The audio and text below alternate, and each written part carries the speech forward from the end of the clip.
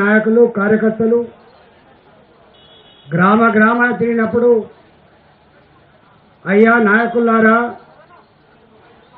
Congress party మోసం చేస్తాంది,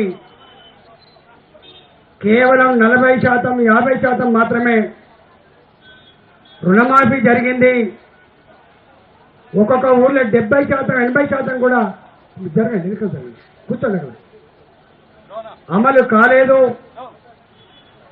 మీ మీద మాకు సంపూర్ణ విశ్వాసం ఉంది అని మాకు దరఖాస్తు వచ్చినప్పుడు మా శాసనసభ్యులు మహేష్ రెడ్డి గారి నాయకత్వంలో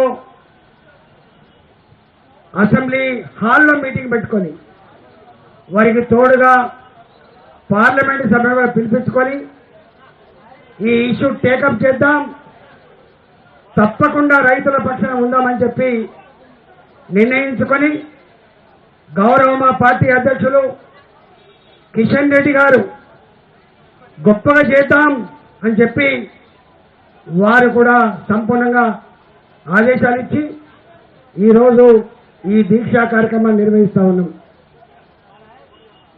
గౌరవనీయులు మహేశ్వర్ రెడ్డి గారు, వారి సహచర ఎమ్మెల్యేలు సూర్యనారాయణ గారు, హరీష్ గారు, అదేవిధంగా సూర్యనారాయణ గారు, ధనపాల్ గారు, రామారావు గారు, గౌరవ పార్లమెంట్ సభ్యులు పెద్దలు అరుణక్క, విశ్వేశ్వరరెడ్డి గారు, నాగేష్ గారు, ఇంతకుముందే బయటికి వెళ్ళినటువంటి మా పార్లమెంట్ సభ్యులు అరవింద్ గారు, అదే రఘునందనరావు గారు, వేదిక మీద గౌరవ కార్పొరేటర్లు పెద్దలు ప్రేమేందర్ రెడ్డి గారు, గోలి మత్స్వరెడ్డి గారు, మా రైతు అధ్యక్షులు శ్రీధర్ రెడ్డి గారు, అందరికీ పేరు పేరున నమస్కారం. ఇన్ని గంటల పాటు గొప్పగా ప్రజలు పాటలు పాడి వచ్చిన కార్యకర్తలను నాయకులని అలరింపజేసినటువంటి గొప్పగా పాటలు పాడిన మా కళా బృందానికి, ఇన్ని గంటలైనా ఈ దీక్షా వివరాలని సమాజానికి చూపిస్తున్నటువంటి మా మీడియా మిత్రులకి, కార్యకర్తలకు, నాయకులకు అందరికీ పేరు పేరున నమస్కారం. జై తెలంగాణ, జై తెలంగాణ, జై జవాన్, జై జవాన్, జై జవాన్. రేవంత్ రెడ్డికి అధికారం నెత్తికెక్కింది. అధికారం నెత్తికెక్కి ఎవరిని లెక్క చేయని స్థాయికి ఎదిగిండు.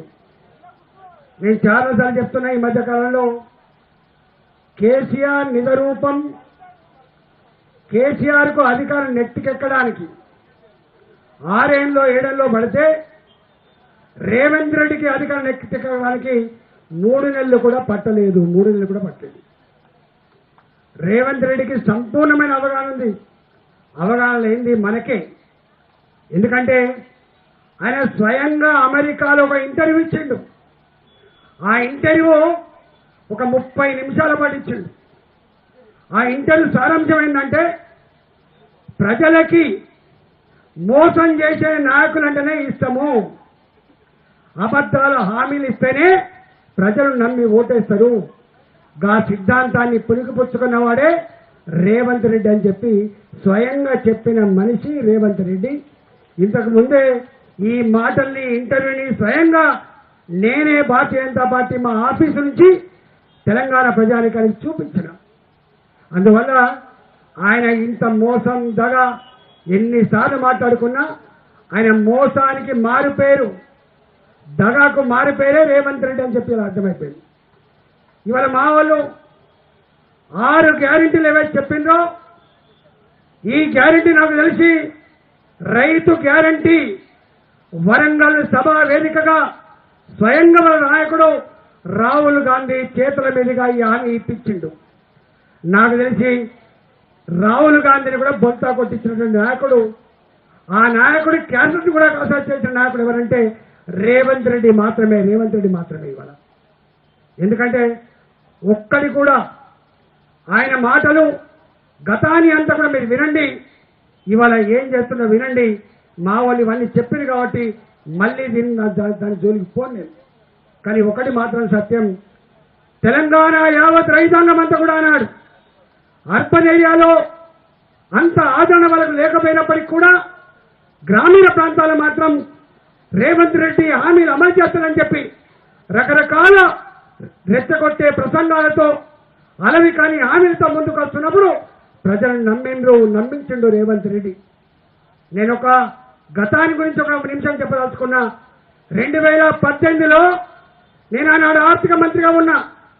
6 నెలల ముందే కేసీఆర్ గారు అతనిని రద్దు చేసి ముందస్తు ఎన్నికలకు పోవాలని చెప్పి చివరి క్యాబినెట్ కూర్చున్నది. ఆ క్యాబినెట్ లో అప్పటికే కాంగ్రెస్ పార్టీ మేము వచ్చేది కాదు, నెరవేర్చేది కూడా కాదు, గుట్టకొక గడ్డిపోత కడతా, పోతే గడ్డిపోత పోతుంది, వస్తే గుట్టది అన్నట్టుగా ఆనాడు కూడా కాంగ్రెస్ పార్టీ 2018లో 2 లక్షల రైతు రుణమాఫీ చేస్తా అని చెప్పి హామీ ఇచ్చింది. కేసీఆర్ గారు నన్ను అడిగిండు, అయ్యా నువ్వు ఆర్థిక మంత్రివి కదా, మరి వాళ్ళు 2 లక్షల రూపాయల హామీ ఇస్తా అన్నాడు, మరి సాధ్యమైతా అని చెప్పి అన్నాడు. నేను ఒకటే ఒక మాట అన్నా, వచ్చేది లేదు ఇచ్చేది లేదు కాబట్టి తనది కాకపోతే ఢిల్లీ దాకా దేకమన్నట్టుగా కాంగ్రెస్ పార్టీ ప్రకటించింది, మోసం తప్ప నిజాయితీ లేదని చెప్పి అనడం వారికి చెప్పిన. గట్లాంటి ఏమైందాను, కాంగ్రెస్ పార్టీ దేశాన్ని పాలించే పార్టీ, ఇన్ని సంవత్సరాల చరిత్ర కలిగిన పార్టీ, ఇవాళ 50 ఏళ్ళు ఈ రాష్ట్రంలో అధికారాన్ని చెలాయించిన పార్టీ, నువ్వు గట్లాంటి ఏమైందని చెప్పి అన్నాడు. మీరు చూడండి ఇది అమలు కాదని చెప్పి. మనకు మంచిగా ఉంది, ఏ ఒక్క హామీ ఇచ్చే పరిస్థితిలో ఆర్థిక వ్యవస్థ లేదు, 5,000 కోట్లు కూడా అదనంగా ఇవ్వగలిగే స్థాయిలో లేదు. అప్పటికే అనేక కార్యక్రమాలు చేపట్టి అలసిపోయింది తెలంగాణ అని చెప్పి నేను చెప్పిన. కానీ కేసీఆర్ గారు కూడా ఆనాడు 2 హామీలు ఇచ్చిండు. ఆ హామీలలో 1,00,000 రూపాయల లోపు రుణమాఫీ చేస్తా అని చెప్పి 2018లో మేనిఫెస్టో పెట్టిన నాయకుడు కేసీఆర్ గారు. 4,000 రూపాయలు నిరుద్యోగ భృతి ఇస్తా అని చెప్పిన నాయకుడు కేసీఆర్ గారు. 4,000 నిరుద్యోగ భృతి 2023 వరకు ఇవ్వలేకపోయిండు. వారి మాటలు చెప్పాలంటే రాజు తలుచుకునే దెబ్బలకు కొలువనా, నేను ఖచ్చితంగా ఇచ్చి తీర్తా. కేసీఆర్ అంటే మాట తప్పడు, అవసరమైతే తల నరుక్కుంటా తప్ప హామీ మాత్రం అమలు చేస్తా అని చెప్పే వ్యక్తి కేసీఆర్ గారు. కానీ 4,000 గురించి కాదు, 2023లో రైతాంగానికి రుణమాఫీ చేయకపోతే గ్రామాలకు అడుగుపెట్టలేమని చెప్పి భావించి అతి కష్టపడి అనేక వాటిని దిగ్బంధం చేసి, మీకు తెలుసు 25,000 లోపున్న రుణాలు మాఫీ చేస్తా అని చెప్పి 1,450 కోట్లు ఇచ్చిండు. ఆ తదుపరి కొన్ని ఇచ్చిండు. వారు ఆనాడు ఈ 1,00,000 రూపాయల రుణమాఫీ అమలు చేయాలంటే ఆనాడు తేల్చిన లెక్క 24-25,000 కోట్లు, కానీ ఇచ్చింది మాత్రం 1,450 కోట్లు, 2,000 కోట్లు ఇచ్చింది. అంటే అర్థం ఏంటి, రాజు తలుచుకుంటే దెబ్బలకు కొదువన్న ముఖ్యమంత్రికి సాధ్యం కాలే. కేసీఆర్ మాటలు మనం వింటాం. అంటే ఆనాడు కేసీఆర్ గారికి రైతాంగానికి రుణమాఫీ చేసే సత్తా ఈ తెలంగాణ ఆర్థిక వ్యవస్థకు లేదనే విషయం కాంగ్రెస్ పార్టీకి స్పష్టంగా తెలుసు. కేవలం ఎఫ్ఆర్బిఎం రుణాలే కాకుండా ఇవాళ దొడ్డి దానిన కార్పొరేషన్లు పెట్టి రుణాలు పొందుతున్నారు, ఇంకా రుణం వచ్చే ఆస్కారం లేదని చెప్పి మాట్లాడిన దౌర్భాగ్య పార్టీ కాంగ్రెస్ పార్టీ అన్నాడు. నేను ఆడ మొత్తుకున్నా, నాకు అంతో ఇంతో అనుభవం ఉన్న నాయకుడుగా నేను 5 ముఖ్యమంత్రులు చూసిన, నేను చంద్రబాబు నాయుడు గారిని, రాజశేఖర రెడ్డి గారిని, రోషయ్య గారిని, కిరణ్ కుమార్ రెడ్డి గారిని, చివరికి కేసీఆర్ గారిని కూడా చూసిన. నేను చూసిన వ్యక్తిగా ఆనాడు ఎన్నికల ముందు వీళ్ళు 6 గ్యారెంటీలు ప్రకటిస్తున్న నాడు నేను అనుకున్నా, ఒక్క గ్యారెంటీ కూడా అమలు చేయగలిగే శక్తి సత్తా కాంగ్రెస్ పార్టీకి లేదు, అబద్ధాలు ఆడుతుందని చెప్పినాడు. మాలాంటోళ్ళ మాటలు వినబడలేక తెలంగాణ సమాజానికి, ఎందుకంటే కేసీఆర్ని ఓడగొట్టాలని చెప్పి కృతనిశ్చయంతో తెలంగాణ సమాజం ఉంది కాబట్టి. ఆనాడు తెలంగాణ ఉద్యోగులు, తెలంగాణ మేధావులు, తెలంగాణ యువశక్తి, తెలంగాణ విద్యార్థులు, తెలంగాణ రైతాంగం, తెలంగాణ ప్రజాస్వామిక వాదులు తెలంగాణలో ఉంటూ అందరూ కూడా ఏది ఏమైనా కేసీఆర్ను ఒడగొట్టకపోతే మనం బతకలేమని చెప్పి భావించింది కాబట్టే ఆనాడు ఇవాళ ఆ మాటలు నమ్మి ఓట్లు వేసి గెలిపిస్తుండ్రు రేవంత్ రెడ్డిని. గెలిపిస్తే ఇవాళ మనం ఒక్కటి అమలైంది. ఆర్టీసీ బస్సులలో మహిళలకు ఉచిత ప్రయాణం తప్ప ఏది కూడా ఇంతవరకు అమలు కాలేదు. ఒకటి అమలు కోసం కొట్లాడుతున్నది, అది రైతు 2 లక్షల రుణమాఫీ కోసం మాత్రమే. ఇవాళ నేనంటున్న మా వాళ్ళు చెప్తా ఉన్నారు, 17,900 కోట్ల రూపాయలు ముఖ్యమంత్రి గారి కార్యాలయం రిలీజ్ చేసింది. మేము ఇంత పే చేసినామని చెప్పి, కానీ ఇప్పటికీ దానికి సంబంధించిన వివరాలు ప్రజాక్షేత్రంలో పోర్టల్లో పెట్టలేదంటేనే అది కూడా మోసం తప్ప మరో మాట కాదు. ఏమిచ్చిండు ఆయన? రైతు బంధు కేసీఆర్ ఇచ్చే పంటకు 5,000, సంవత్సరానికి 10,000, దాని విలువ 12,000 నుంచి 13,000 కోట్లు. కానీ రైతు బంధు రాలే. దాని జాగలో నాకు తెలిసి ఈయన ఇచ్చిన రైతు బంధు రైతు రుణమాఫీ 12-13 కోట్ల కంటే ఎక్కువ ఉండకపోవచ్చు.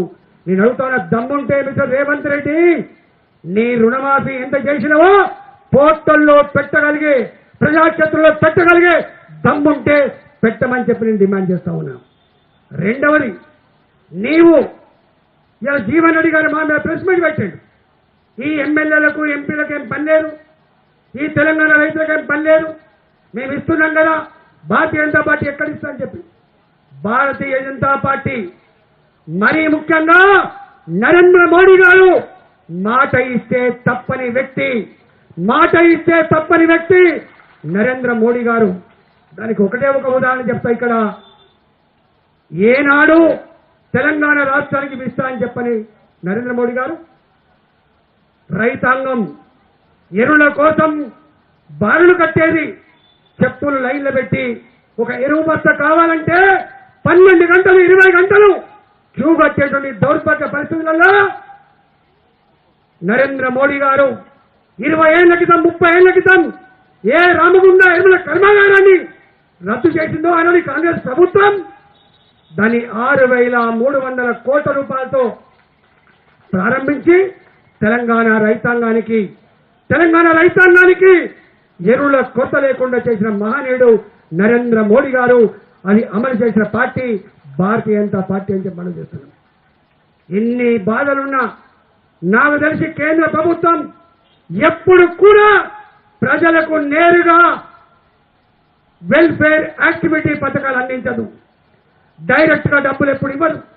కానీ మొట్టమొదటిసారిగా ఇవాళ మొత్తం దేశంలో ఎవరు ఒప్పుకున్నా ఒప్పుకోకపోయినా ఇవాళ జై జవాన్ జై కిసాన్ ఇది ఉత్త నినాదం కాదు. తన రక్తాన్ని చెమటగా మార్చి ఈ దేశ సౌభాగ్యం కోసం, ఈ దేశ ప్రజల కోసం బువ్వ పెట్టే మహానాయకుడు రైతే. కాబట్టి రైతును ఆదుకోవాలని చెప్పి మొట్టమొదటిగా భావించి ఇవాళ దేశవ్యాప్తంగా చిన్న రైతాంగానికి, మధ్యతరగతి రైతాంగానికి సంవత్సరానికి 6,000 రూపాయలు ఇచ్చి రైతును ఆదుకున్న ప్రభుత్వం ఇవాళ నరేంద్ర మోడీ గారి ప్రభుత్వం. ఇది ఏ మేనిఫెస్టోలో పెట్టలేదు, ఎక్కడ కూడా మేము హామీ ఇవ్వలేదు. హామీ ఇవ్వకుండా అమలు చేసింది తెలంగాణ మొత్తం దేశ రైతాంగం కోసం. ఇవాళ మమ్మల్ని పట్టుకొని నువ్వు అంటున్నావు. మేము అడుగుతున్నది ఇవాళ మేం కాదు, తెలంగాణ పల్లెల్లో మమ్మల్ని అడుగుతున్నారు, మా నాయకులు మా కార్యకర్తలు అడుగుతున్నారు. భారతీయ జనతా పార్టీ కొట్లాడుతున్నదేందే, అయ్యో మాకు ఎవరు అండగా ఉంటారంటే ఇవాళ తెలంగాణ రైతాంగానికి అండగా ఉండే పార్టీగా, ఎక్కడ దుర్మార్గం ఉన్నా, ఎక్కడ అహంకారం ఉన్నా కొట్లాడే పార్టీగా ఇవాళ వాళ్ళకు బాసర నిలిచింది. ఇవాళ తెలంగాణ బీజేపీ లెజిస్లేటివ్ పార్టీ, మా ఎంపీల బృందం, మా కార్పొరేటర్ నుంచి మనం చేస్తున్నాం. తెలంగాణ రైతులారా, ఇవాళ మనోళ్ళు చెప్పినట్టుగా రైతులకు ఏమేమి హామీలు ఇచ్చిండ్రో అవన్నీ అమలు చేసేంత వరకు నీ భరతం పట్టుడు ఖాయం మిస్టర్ రేవంత్ రెడ్డి అని చెప్పి ఈ వేదిక నుంచి నేను హెచ్చరిస్తా ఉన్నా. నెంబర్ 1, ఇవాళ ఆనందంగా ఉంది, చాలా ఆనందంగా ఉంది. ఇప్పటిదాకా మా మైనార్టీ లేడీస్ వచ్చిపోయింది ఇక్కడికి. అయ్యా రైతుల కోసం దీక్ష చేస్తున్నారు మీరు. హైదరాబాద్ లో ఇప్పుడే వచ్చిన మా వాళ్ళు ఎంత ఇక్కడ నిలబడ్డారు. హైదరాబాద్ లో మూసీ ప్రక్షాళన పేరిట, నీ హైదరా డ్రామా పేరిట పేదల వేలాది ఇల్లు కూలుస్తా ఉన్నారు, నిర్దాక్షిణ్యంగా కూలుస్తా ఉన్నారు. సాటర్డే సండే వచ్చిందంటే ఇలా హైదరాబాద్ లో ఉన్న బస్తీ వాసులకు కంటి మీద కునుకు లేకుండా పోతా ఉంది. ఇవాళ పొయ్యి మీద కుండ పెట్టడం లేకుండా ఉన్నది. మా పక్షాన్ని కూడా మీరు దీక్ష చేస్తారని చెప్పి ఇప్పటిదాకా మా మైనార్టీ మహిళలు వచ్చిపోయిండు. ఇవో ఇక్కడ మా వాళ్ళంతా కూడా నిలబడ్డారు. కారణం ఏంటి? కాంగ్రెస్ ఎట్లయినా మోసం చేసింది. ఆనాడు ఇదే మూసి ప్రక్షాళన పెట్ట బీఆర్ఎస్ పార్టీ కూడా ఆనాడు మమ్మల్ని అదరకొట్టింది, బెదకొట్టింది. వాళ్ళకి చిత్తశుద్ధి ఉంటుందని మేము భావించట్లేదు. బీఆర్ఎస్ పార్టీకి చిత్తశుద్ధి ఉంటుందని చెప్పి భావించట్లేదు. చిత్తశుద్ధితో నిర్మోహమాటంగా బరిగీసి కొట్లాడే శక్తి మీకు మాత్రమే ఉంది.